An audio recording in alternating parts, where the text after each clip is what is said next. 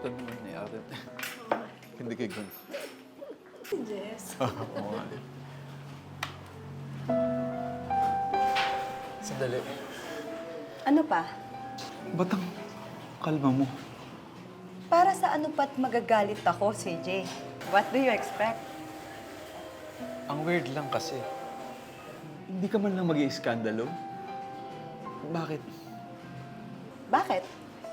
Para malaman ng lahat ng tao dito na pinagpalit mo ako sa best friend ko?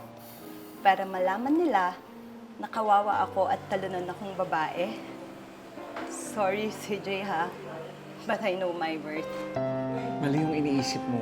I can explain. Explain what, CJ? Matagal ko nang alam.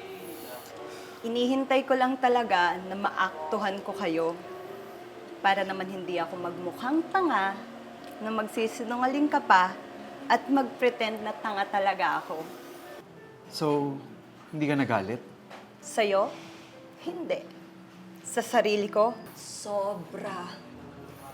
Galit ako sa sarili ko na hinayaan kitang lokohin mo ko.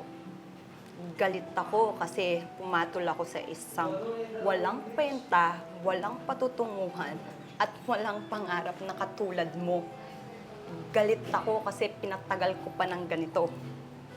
Kasi kung sa'yo lang ako magagalit, wala eh.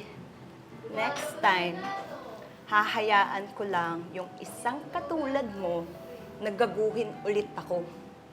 Kaya sarili ko na lang ang sinisisi ko because I want to learn from my mistake and I want to grow as a person. Bes, sandali. Bes, kausapin mo naman ako. Ako yung best friend mo, di ba? Sorry ha, pero hindi kasi kayo worth ng time ko eh. And by the way, hindi ko na lang sasabihin na nabuntis ka ng ex mo. So, paano ba yan? Good luck na lang sa inyo, ha?